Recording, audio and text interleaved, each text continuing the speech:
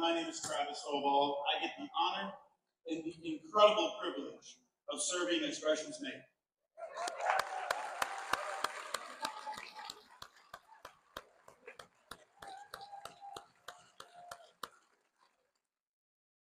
And if you have not heard, we are getting a Trader Joe's. Before we turn it over to the amazing Congresswoman, I do want to recognize the electeds that are here today. I'm going to ask you to stand and wave so that folks can see who is attending, just to see the sheer number of folks who are very interested in this conversation and discussion. Elected officials, please stand and wave. Stand up.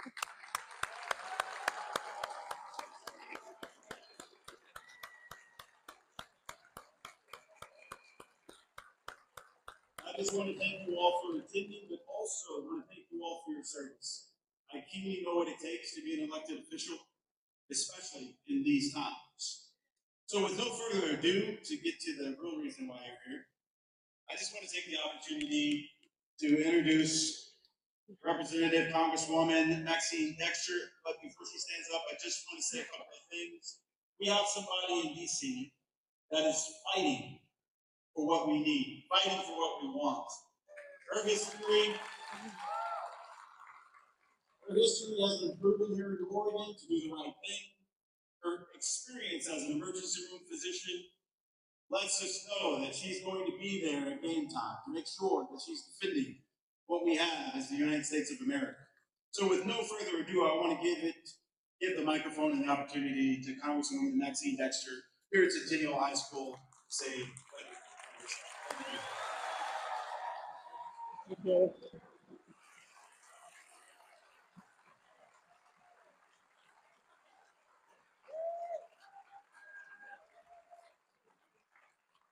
Thank you all so much, and to Mayor Stovall for being willing to do this. I think I'm going to need you to call out these numbers. So, okay, I'm going to see. I'm taller than they planned for.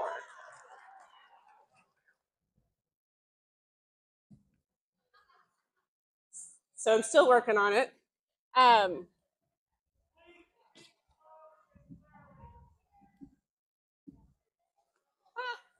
Now it's too high. We'll do that. How's that? Okay. Thank you. Thank you to the amazing community for showing up. This is incredible. Thank you all. I also wanted to particularly thank Centennial High School Principal Maren Miller, Superintendent Jim Owens, Mayor Stovall, and the Gresham City Police for making today possible. Let's give them a hand.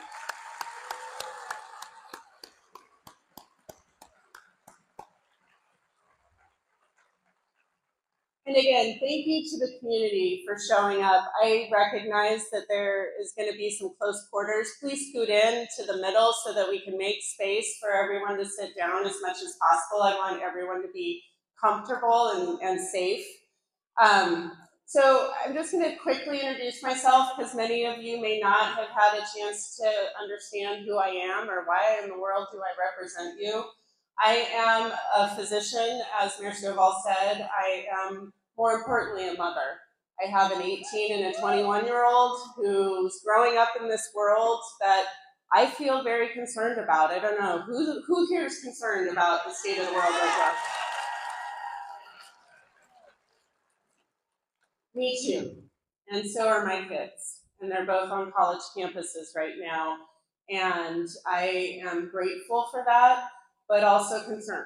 And I just have to tell you, my daughter's school was on lockdown twice this week with an active shooter concern with the second one. And that was one of the reasons I ran for office, was to fight gun violence and to save the earth and to make sure healthcare is a human right. And here we are fighting for the security of our democracy, which was not what I thought I was going to have to be defending at this moment in time. 4 years ago when I ran for office, clearly in the last couple of years, this has been more and more of a concern. So I headed to I finished my last shift in the ICU on December 30th. I've been taking care of Oregonians in CD3 for almost 20 years, and now I'm trying to take care of Oregonians in Congress. And thank you. You guys are so kind. And again, I arrived in Congress laser focused on healthy, thriving communities. We all need to stop struggling to survive. We need our communities to be able to thrive. I'm a working class kid. I'm the first and only person in my family to go to college. And so part of my why is making sure that I reopen that door that has closed behind me so that everyone from working families and families that are in affordable housing and those who are struggling can have a future and can really realize the American dream. Like I stand on the precipice of privilege. A well-funded public school system and affordable higher ed allowed me to change the story for my family. And that needs to be everyone's opportunity.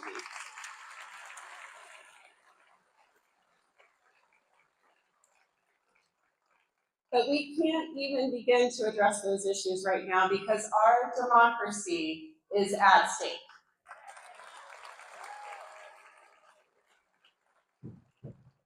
So some of you may have been on there. Thank you for those of you who joined us. We had 9,500 people on the phone and over 250 watching on Facebook Live last week for my, sorry, that feedback's terrible, for my telephone town hall with Dan Rayfield.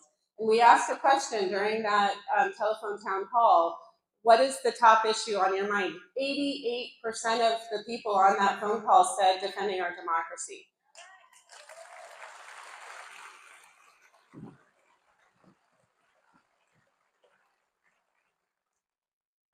So I'm going to stop talking so we can get to your questions, but I just want you to know I'm serving on the Veterans Affairs Committee and the Natural Resources Committee. I'm the ranking member on oversight, which means in 2 years, when we get the majority back, and I'm not supposed to talk about politics, but I'll say that, that I'll have a gavel and I'll be able to look into what's happening with our administration, the gutting of the EPA, and so many other things that are happening right now.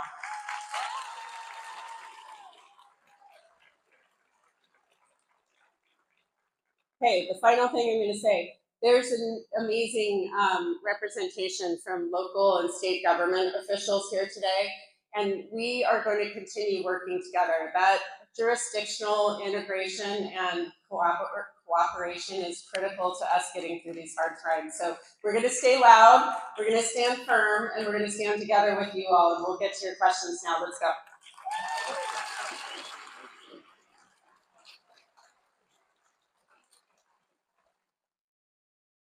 All right, let's set the ground rules. For questions, you'll get there's a raffle system. So you have an opportunity to have that ticket, and when you walked in the gym, you should have gotten your ticket. Did everybody get a ticket, or at least most people get a ticket? All right.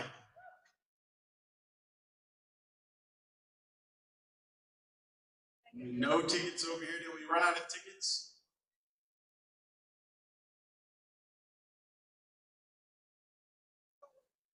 Some folks in the crowd didn't get tickets. Okay, great.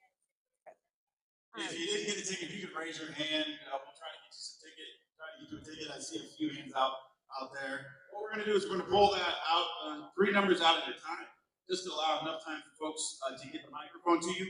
We'll read the number, and the staffer will come by with that microphone. You can ask your question. Please keep your questions short so that more folks can get their questions in for the Congresswoman as we have this conversation this afternoon. If you do not get if your number does not get called, please don't yell out your questions at the Congresswoman. We exist in a space and place right now where civility sometimes goes out. And we want our communities to be a place where civility still does reign. So I ask that of you today. Thank you. So I ask that of you today and every day within our community here in Gresham. That's how we like to live and exist. So Lastly, please identify which number you have before you ask your question so that we know which one you want. So with that, are you ready? Yeah. Are you all ready? Let's get to asking some questions. So I'm gonna call out 3 different numbers, and we'll get the microphone to you as quickly as possible. I believe all I have to do is, I know I have to call out all the numbers. No, just the last 3 is, or do the last 4.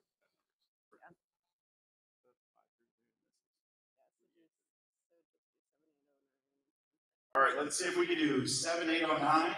The last 4. 7577 and 7590.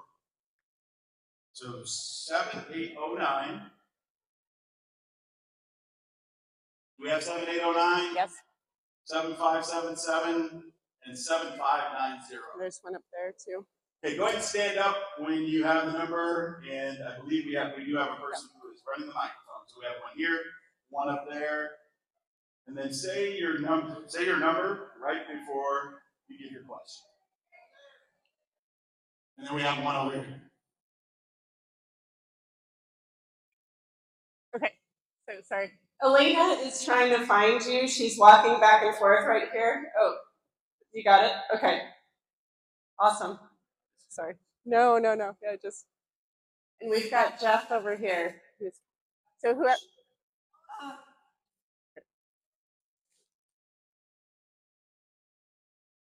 Oh.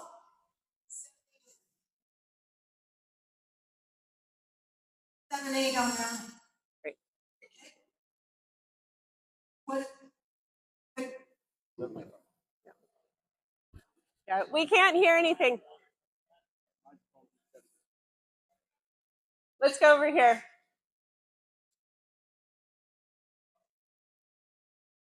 Who's our sound person? We need to make sure that they can hear. Test.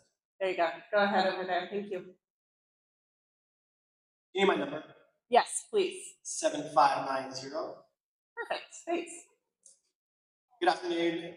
I am a Marine Corps veteran who recently transitioned out of service.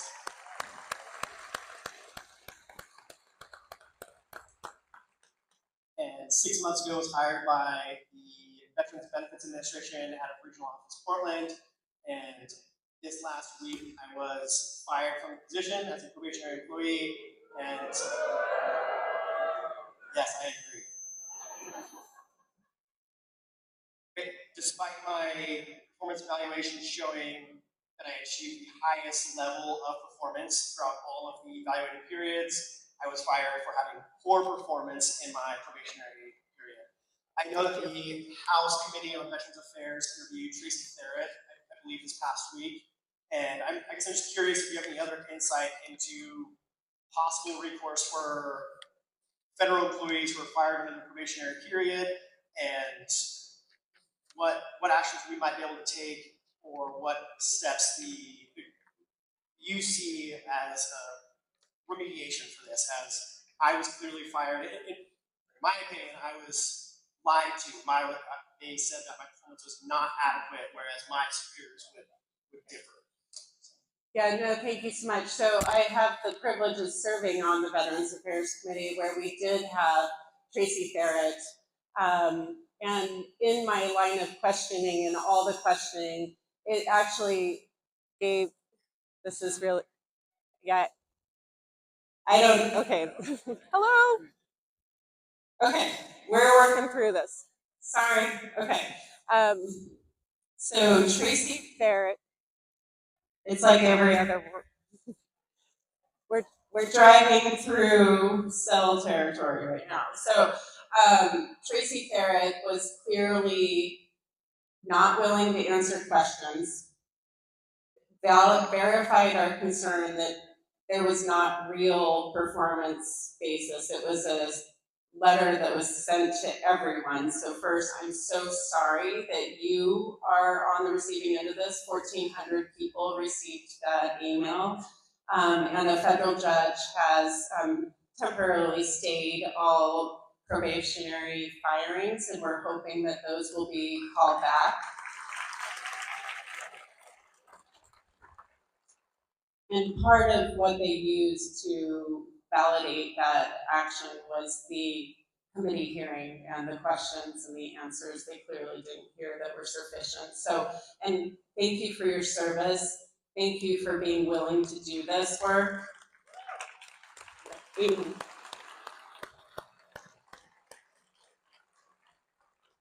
it's really important that we acknowledge that 1/3 of our federal employees are veterans, with half of those approximately being service disabled veterans. It is a travesty that we are in this position right now, and I'm doing everything I can to fight this, and I want you to have your job back, and please get in touch with our office, because we would love to share your story personally so that we can make sure people understand the impact. Thank you.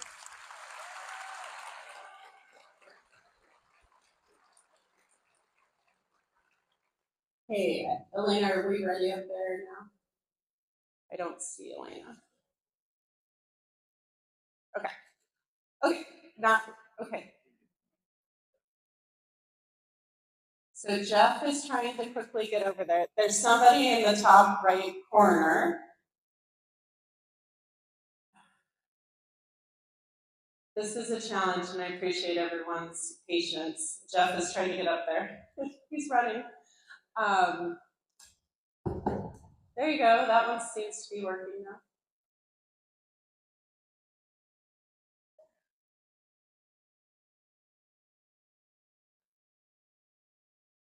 I'm a retired school teacher from Gresham, and my question is, what is being done to assure we've got a strong, quality candidate to go against every Republican?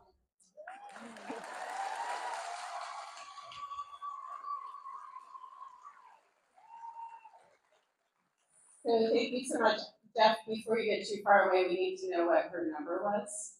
And yes, and so thank you so much for your question. I need to,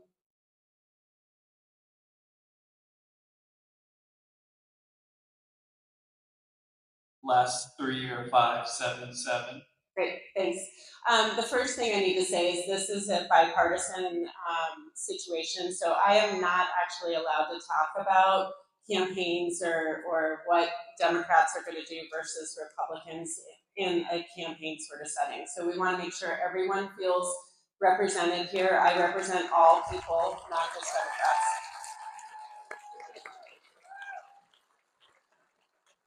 And if you go to nextnewsfororgan.com, you can send me an email about your campaign-related questions. All right. Next question, and I'm sorry that I wasn't able to do that one justice. Right in here. Elena, there was that person right here that had the other number. 7809. Oh, doesn't want to ask the question. Okay, let's go to the next three.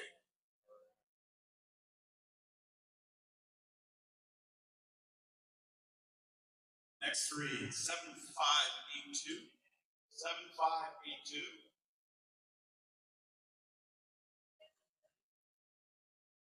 Yay! Right here. Wow. 7582, and as you're going up there, it's 7822. Go ahead and stand up and let us know where you are before I call the next number. Just make sure you're here. 7822. The last one is 7655. 7655. All right, right here. Excellent. Okay, so we'll go here. Yeah.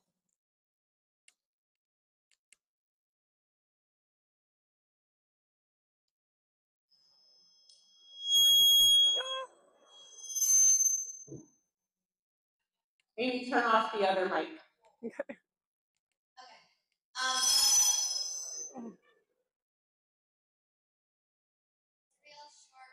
So, why does Trump want to destroy our economy? Oh.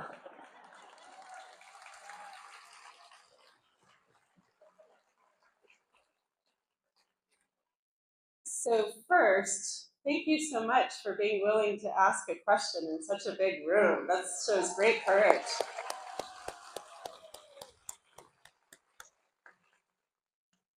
And second, I will not pretend that anyone knows why Trump does what he does.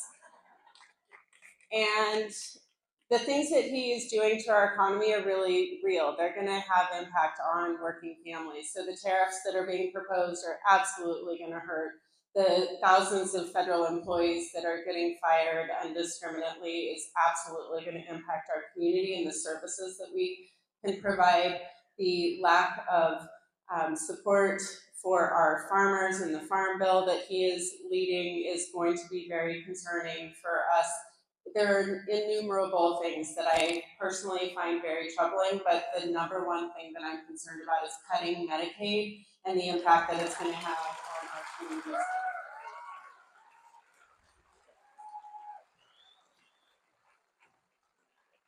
When people don't have access to health care, they can't be healthy. We need a healthy workforce to be able to have a functioning and healthy economy. So it is extremely short-sighted for us to be cutting Medicaid benefits, and I am going to fight like hell. Didn't want me to say hell. I'm going to fight like crazy to work with you all to make sure that I will lay on the tracks for Medicaid. We've got to save Medicaid.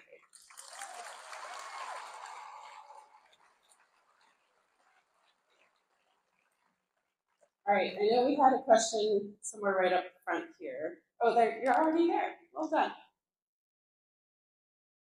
655.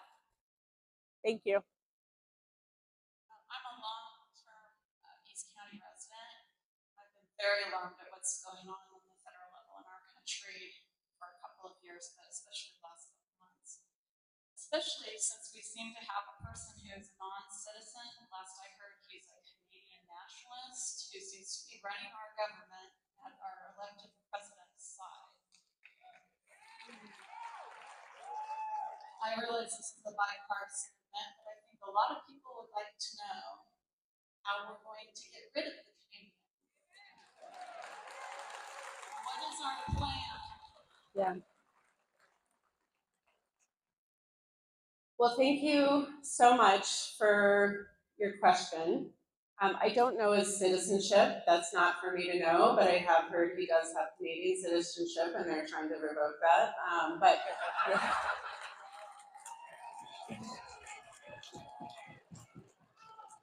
Elon Musk is an unelected billionaire who literally is trying to use our government for his own gain.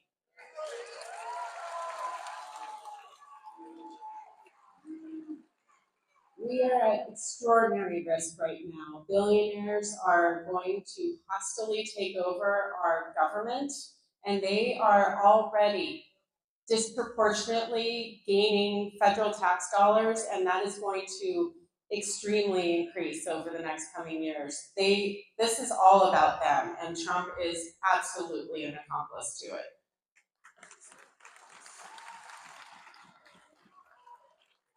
We have heard a lot of angry folks at town halls just like this asking us to put them in jail or deport them. We don't have the ability to do that. We need the courts to help us, and we can't without Republicans standing up for what's right, pass any laws to stop what's happening right now. So we absolutely need each and every person to let us know that you do not support an unelected billionaire as a government special employee.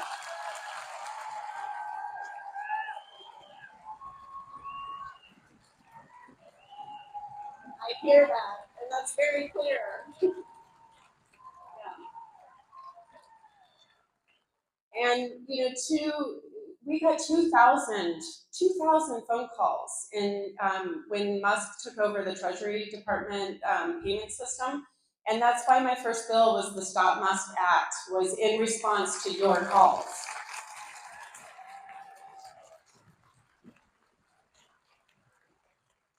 Now, I recognize it doesn't likely have a chance of passage, but we have to stand up and say what is not being said on the other side right now and stand firm together on this. This is not how America works. We need vetted individuals in the cabinet.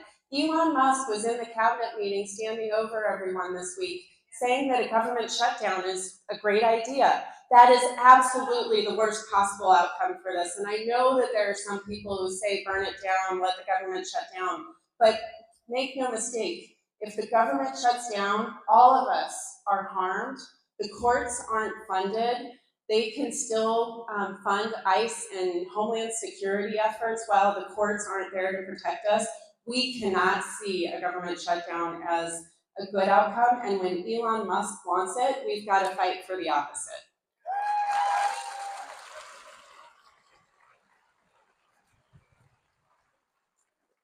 So what are we going to do? We're going to keep speaking loud. We've got to stay loud. We've got to stand firm on this. And shame is the thing that's going to probably motivate our Republican colleagues. We only need 3 to stand up for what's right. We've got to get them to get on board.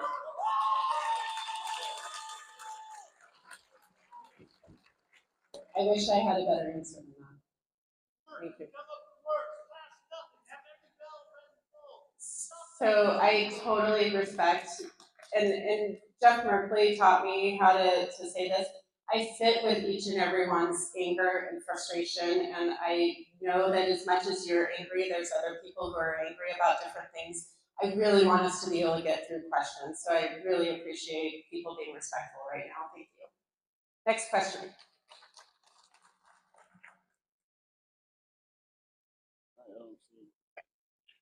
We'll call out 7582 one more time. 7582. I have 7582. Oh, okay. So that was him. All right. Next up, 7726. 7726. Raise your hand and stand up so we can identify you. Okay, right here, 7726. 7660. 7660. Right down here. And then 7661. 7661. So we'll get started with the first one. Okay. We've got Elena right there. Do you want to just go, Elena? Okay.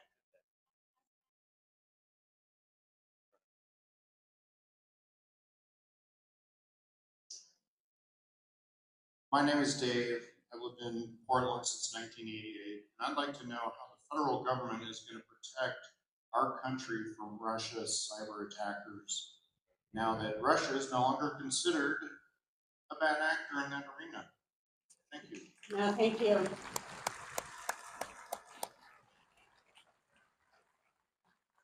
So that's not the only thing I'm concerned about with Russia right now, but that's certainly a top one, and especially since Elon Musk and I'm trying not to be disrespectful, but there's a really anyway, Elon Musk and his friends. Them having access to all of your most personal financial information and your information is very concerning. We have completely removed protections, and it was an illegal accessing of that information. So 1,000% what you're saying, and I know that's not a real number, but is really a critical issue right now.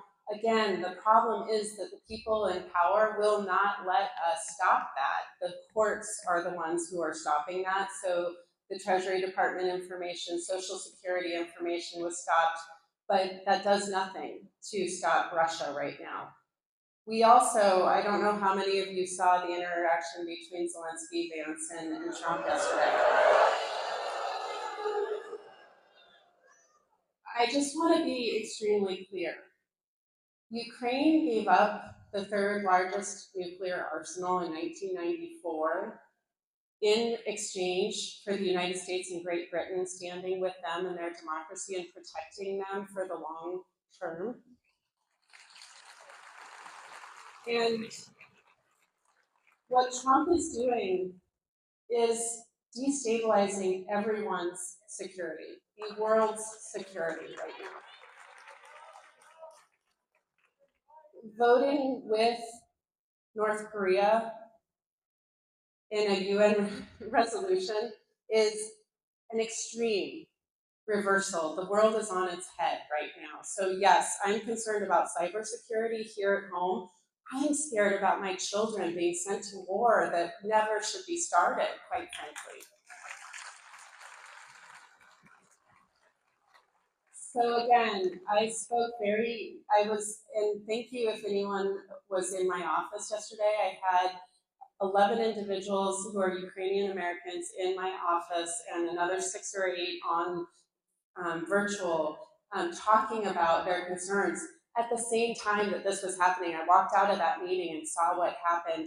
We are, the Rapid Response Task Force that I serve on in the House Democrats is trying to rapidly create a response to this. We're organizing legislation and trying to do what we can in response to this, but there is absolutely no one in this room who should misunderstand what happened is putting our national security at risk and the world's security at risk.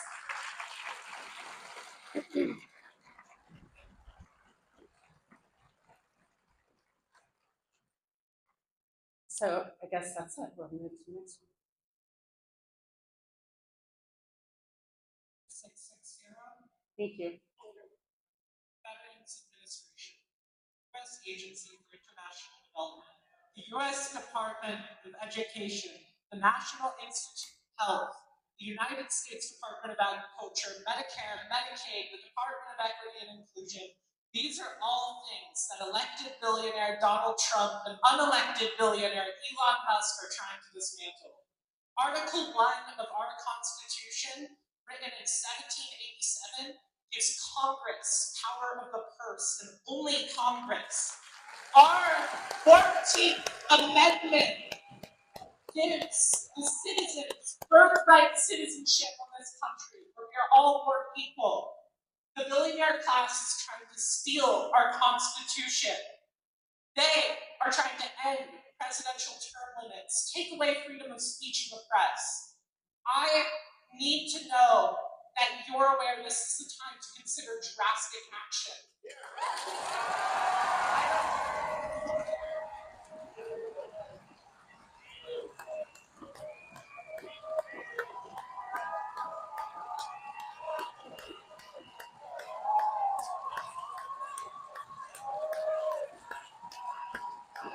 Our children and our children's children deserve our Constitution. We must give it to them. The one that we the people have fought and died for time and time again. I don't know what action needs to be taken, whether that's secession from the Union or us talking to other Democratic states and drafting a plan. But I hope that you're in talks with political bodies, not just across state lines, but across parties. Yep. Our Constitution is at stake. Our children are at stake. Are you talking to everyone? Are you reaching out? We must act now. Thank you. Thank you.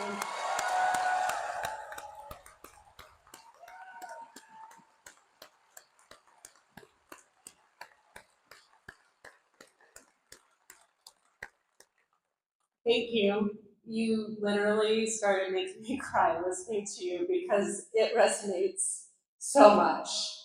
And I hear you and I feel it every day. And I am trying to do everything I can to be loud and to be proactive and to, yes, talk with my Republican colleagues. I have very reasonable people. You wouldn't know it, but these are good people who want to serve their communities. And no, please let me say what I need to say. You need to hear this. There are Republicans who, when they think of stepping out of line, get a call from the President of the United States. Wait, please listen to me. They have death threats if they step out of line. They have people in their communities who are showing up like you are, telling them to make a courageous choice. And that is what they need to do, and I am working with them to try to give them the opportunity to be courageous right now. We need 3 of them to stand up for what's right. That's it. Cliff Bentz here in Oregon needs to stand up for what's right.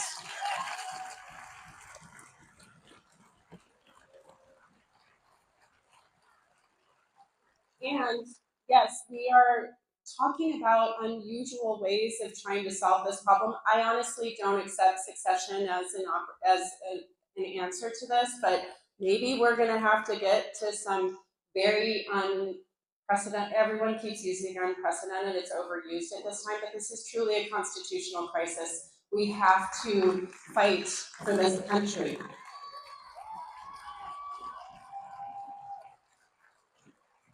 And I hear the anger and the fear and the frustration in this room, and I absolutely accept it and will respect it and try to take the fact that you all stood up and were so loud for that is going to help me go back to Congress and lay on those tracks for our democracy. Like, you give me the opportunity to lead with courage, and I thank you for that.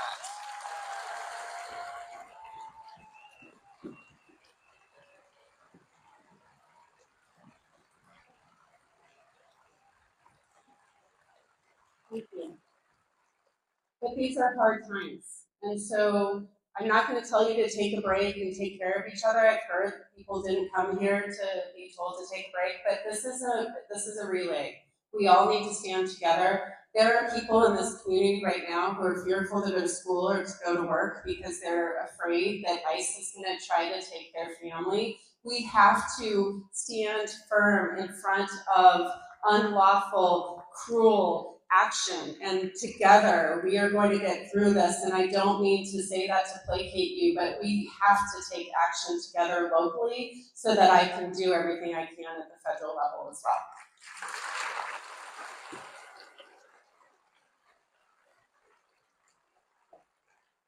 I'm sure that was not satisfactory, but we're going to go to the next question. 661. Thank you. 661. I want to know your plans for DACA dreamer kids. Yeah. I've been here for a long time. Absolutely. Absolutely, my friend. So I'm opening up my amazing team's notes of all the bills that. Oh, sorry. The question was, what am I going to do to protect our DACA and Dreamer members of our community? So my team anticipated this question, so I'm going to read off all of the bills that we are trying to get across the finish line. Again, we only need 3. The Bipartisan American Dream and Promise Act was introduced this week. I'm a proud original co-sponsor of it, that provides Dreamers a permanent path to citizenship.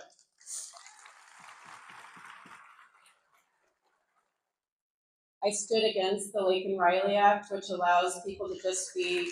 Thank you. It is an egregious bill that allows people just to be accused of minor crimes and be deported.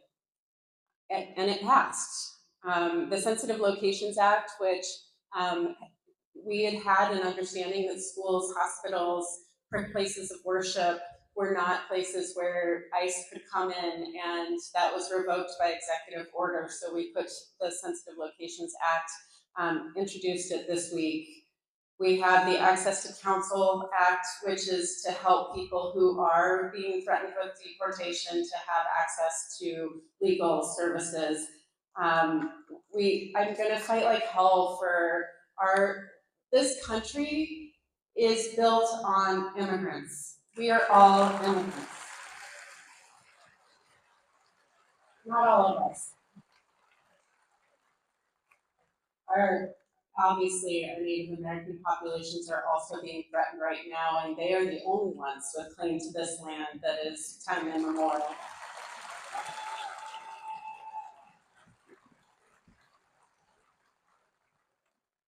I've met with the Latino Network folks in Hood River and nationally, and also Tony Del Faco from here in Oregon. Our immigrant communities and Apano, I mean, people with green cards are afraid that they're going to get put in detention and deported right now. I am going to do everything I can to elevate these concerns and fight. We have amazing caseworkers on our team, Elena and Jeff, who are handing out the mics, who are both bilingual and are ready to help with any immigration issues. We're going to do everything we can locally, but we've got to all fight like hell internationally, or nationally, internationally, obviously, too. But I think strikes potentially may happen. I do believe that collective action for our farm worker and immigrant workforce will help us understand the importance of their work in our communities. And that's not for me to decide, but I am hearing that people feel so hopeless that collective action is where we're headed. We won't have housing being built. We all know we need housing in the state. We are not going to have lower grocery prices if no one is harvesting and picking and taking care of our farmers in our fields. We are not going to have anyone helping with EBS in the hospitals and in tourist industries. You know, the people are cleaning. And the number one group of people who take care of our elderly and our children are immigrants. So we have to stand together for this. And whether or not you have legal status right now, everyone's scared. So please, again, we have to stand together. We are going to do everything we can to get 3 Republicans. And again, I'm talking to people because I know they care about their communities. We just need them to stand firm. And town halls like this are absolutely part of where they're getting pushback. Now, I'm also being told that Trump's telling them all to stop having town halls, but we have to demand interaction with our representatives. So please speak up and stay loud. Yeah. Thank you. Next question. Back over here, hoping more people could hear me. In some areas, we've only heard about 30% of what has been said. And I feel like the way the executive orders are going and our government is peak of what is happening to our society in general. And I'd like to hear from social scientists, sociologists, psychologists, political scientists, economists, to diagnose and prescribe what the society could do to start building back up, just as doctors prescribed and directed us about COVID. We have societal issues that we need to address, and we need expert guidance. Yeah, no, thank you. So we absolutely have an enormous problem that led to this, right? And I'm not one of those experts, so I'm not gonna give you my theory. I certainly have some. But I think the undermining of our education system is one.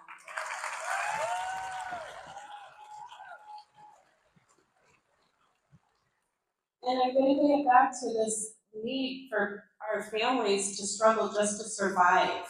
If you are working a full-time job, you should not have to worry about whether you can afford housing and healthcare. We have to provide those most basic needs. The community cannot think about health and community if they don't have access to food and shelter. So we must provide at a basic level the needs for every person, and the fact that we have the largest unhoused urban population in the country here in Portland, and I know I'm in Gresham, so I'm not going to disparage Gresham because Gresham is doing better than Portland is. That is a travesty for all of us to take with us, and it is absolutely denying people human dignity that leads to this action. I do believe that people are desperate for a better life, and they're turning on the government who continues to fail them.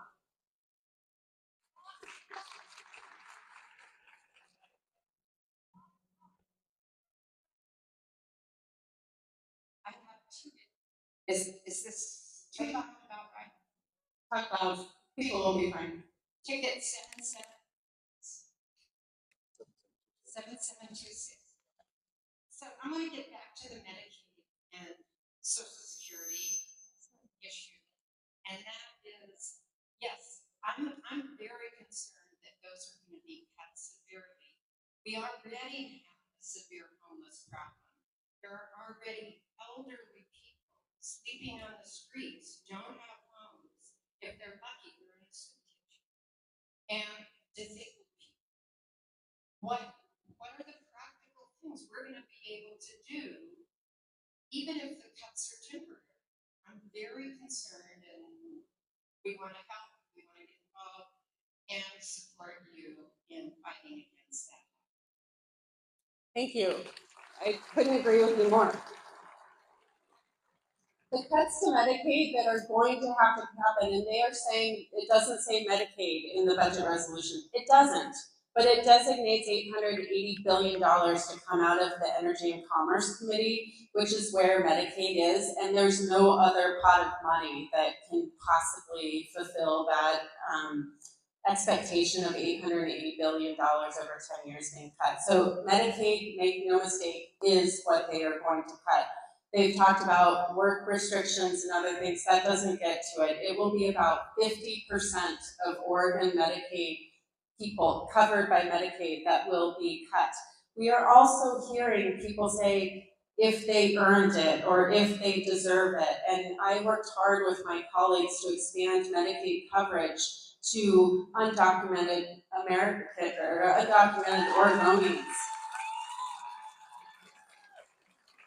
And I am very clear that that's part of what they're going to withdraw. So if they withdraw federal matching for Medicaid, which is an enormous amount of the funding here in Oregon that allowed us to have the lowest uninsured rate in history in the last 2 years, if they pull that, that is going to be, we're not going to accept a full gutting of Medicaid. So our state lawmakers here are going to have to figure out where is that money going to get pulled from? And we all need housing and education investments and all those other things. So this, even if you are fine, you've got great insurance, you're not worried, you will be impacted by a cut to Medicaid, make no mistake. So we all have to fight against this budget. This is a tragedy that cannot be allowed to move forward. And that's why I said, like the Medicaid cuts, I am gonna lay on the line for that. And we have to get others to lay on that rail line with me.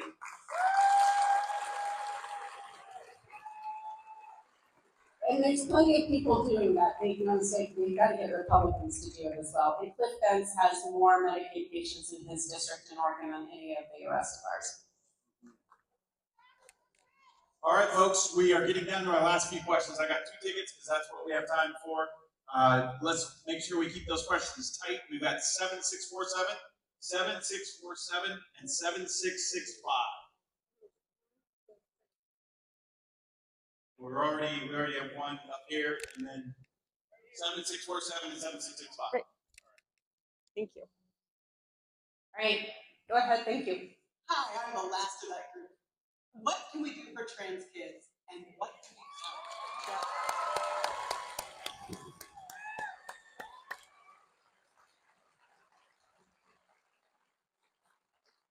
Yeah, without question, I am 100% concerned about this, again, with my state lawmaker colleagues. Oh, what's the question? Is that what I'm hearing? The question was, what do we do to protect our trans kids? Okay? There is an open threat, an open attack on people across this nation, but transgender Americans are being attacked disproportionately and cruelly, and we all need to fight back because it's just the first step to all the rest of us.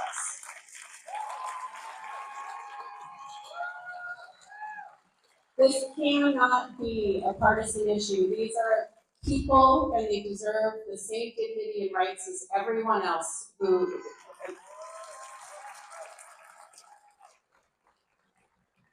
I'm being very vocal about this. In the Veterans Affairs Committee this week, we heard from veterans. One of them was Lindsay, who is a trans veteran who represents trans veterans across the country. And they were misgendered and absolutely disrespected by the chair of our committee. And I gave them an opportunity to speak, and I'm gonna lift up their issues. But what we need in Oregon is protection of all children, all trans community members.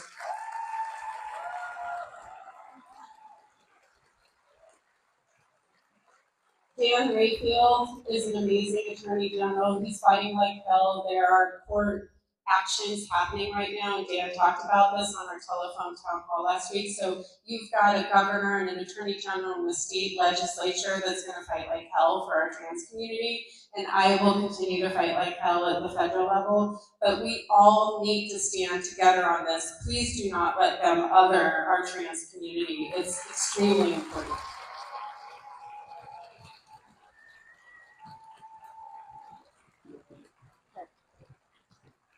So transgender healthcare in Oregon is protected. It's going to maintain protection with Dan Rayfield in the Attorney General's office, and we need to protect him as well. Okay, next question. 647. We've got one here too. Okay, please go ahead, whoever 647 is. Oh, thank you. Mentioned several times, lay down.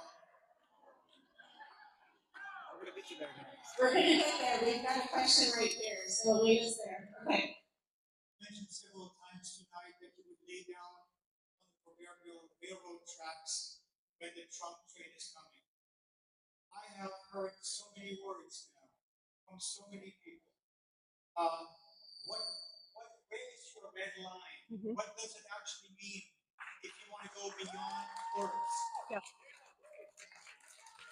So thank you, and I expected, sorry, the question was, the proverbial rail lines that I'm gonna state or lie across are just words. What am I actually gonna do, and what sort of action am I willing to take? Did I get that? Okay, so they are just words right now, but we are working with our colleagues across the Democrats, which is not, we are not a monolith any more than any other group is. We've got a varied amount of people who are kinds of people that we're serving. So first, I'm working with my freshman class who is closest to the people and is most able to be reformers, and we are organizing to push our leadership. Second, yeah, thank you. It's a modest start. Second, I'm working with my Republican colleagues. We have to, this is a bipartisan issue. We need to make sure that it remains a bipartisan issue. So I am not, I'm not promoting sit-ins in the chamber right now because John Lewis did that and we learned from that, but we are waiting. And I know it's frustrating, but we are going to do it for Medicaid and for those absolute protections that we need to do. So the State of the Union, we are going to be symbolically showing in some way. We hope, we're trying to get organized around that. But just words is not enough. I agree with you. We have to have our courts helping us. We've got to get Republicans to stand with us. And when we need to disrupt, we will. But remember that, and I don't say this as an excuse, it's just the reality, that if we interrupt and stop proceedings in the House, they have the majority. They can change the rules on us and then just move. So we get one chance. And it's really, it's so frustrating to be in this position where we don't have the kind of power that the Senate here in Oregon did to shut everything down. That's not what we have in the House. So we are absolutely working on this, but social media, you guys all letting us know we are getting voice to your concerns in Republican, oh my gosh, districts. All of a sudden I couldn't remember the word. Our Republicans are starting to get the message, which is why they're telling them to stop doing town halls, because they don't want the public to see that there is momentum building there. So we must demand town halls. We must demand that people have opportunities to speak out. And yes, we will take collective action. I will take collective action. I can't speak for anyone else, but I absolutely am organizing folks to get ready for that. But now it is not yet the time, and I hope you will bear with me on that. Last question. Sorry, right here. Can you hear me? Yes. Okay. My number is 7647. I work at Providence Elder Place, and I want to know specifically what legislature we can support and petitions, if you know of any, that we can sign, because we have not just elderly, we have disabled people that, with the funding we have, cannot take care of themselves. And this homeless crisis is already bad as it is, as you stated earlier. So I want to know what everyone here can do and what you're doing to protect Medicaid and Medicare. Yeah. Medicare as well, not just Medicaid.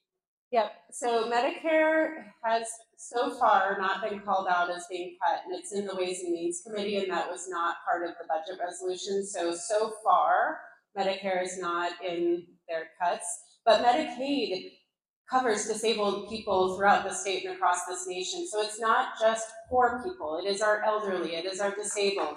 Medicaid takes care of everybody. So that again is why we need to protect Medicaid. And our state is doing a lot of work to protect Medicaid. They just passed a bill this week to protect Medicaid here in the state. So we have to work across our jurisdictions, and I can't tell you to organize or to do anything. That is not what I'm allowed to do, but what I can do is identify that there are groups who are trying to organize, and please find them and please support them and please make sure that they amplify your concerns, but also share your concerns and your stories with me. I would love to understand what is the impact on Medicaid loss going to be in your place of work, and send that to me so that I can elevate it. I told the story of Susan from Sandy on the floor this week, and 1,000 people, I think almost, have watched that. We just need to continue to talk about what's happening and then amplify it.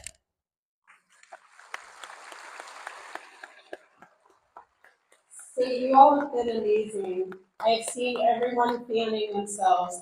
I'm going to ask that you very collaboratively exit, and please don't try to shove anyone, and please hold out hands for people who are having a hard time getting down the bleachers. I am absolutely committed to hearing from you. This is not the last town hall in Gresham. I'll see you again soon. Take care.